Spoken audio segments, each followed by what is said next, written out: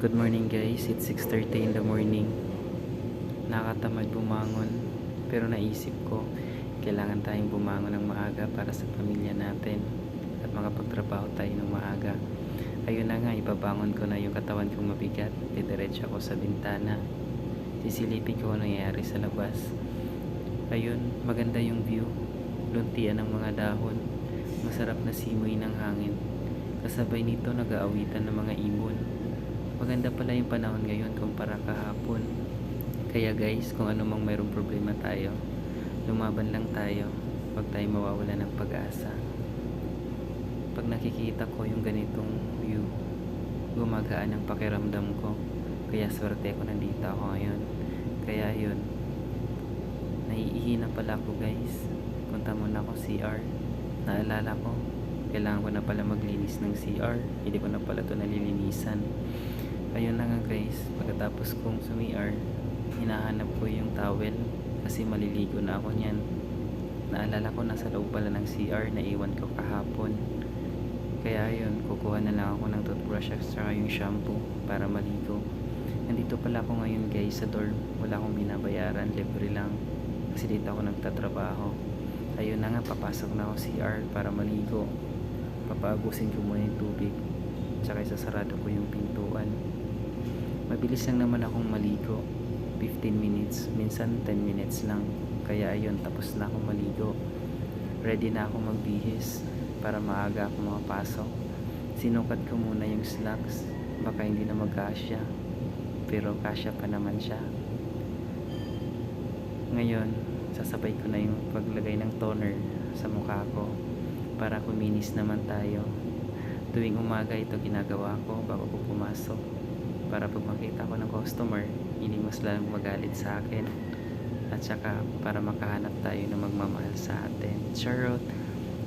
Ayun pala guys, bibilisan ko na siya para makapagbihis na rin ako ng polo. Ayun, kinuha ko na yung polo ko at sinuot ko na. Baligtad pala sa pagmamadali ko. Kaya inulit ko siya. Medyo masikip na pala ito kasi medyo nataba na ako. Kaya ayun, chinek ko muna yung fitting niya. Ayun, pagkatapos nito guys, kukuhain ko na yung ID ko para makapag-coffee na ako ng maaga. Nakalimutan ko, wala pa pala akong belt, kaya magbe-belt muna ako bago ako magsuot ng ID. At lalabas ako sa kusina para mag-coffee. Ayun, susuotin ko na yung ID ko guys para makapag-coffee na rin ako. Ayun na nga, lalabas na ako sa kwarto. Diretso ako dun sa pakuluan ng tubig. Lalagyan ko ng tubig yung takore. Yung takore namin na original na wala dito sa Pilipinas, nasa amin lang. Ayun pala guys, maluwag dito sa residential. Dalawa lang kaming stay-in dito. Minsan nakakatakot siya pero hindi naman gaano. Ito guys, sa labas makikita nyo maganda yung view, maganda yung panahon, tsaka tahimik ang lugar dito pag ganitong oras.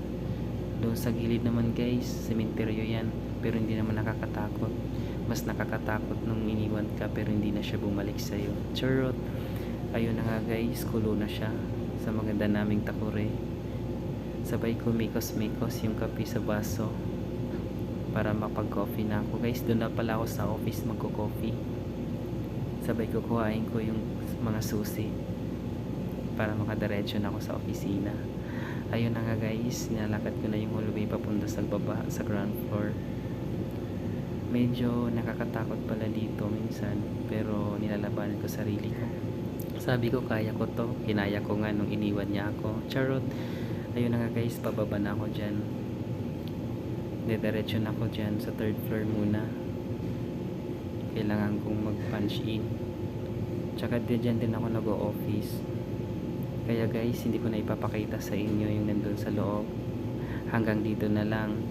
Bye bye!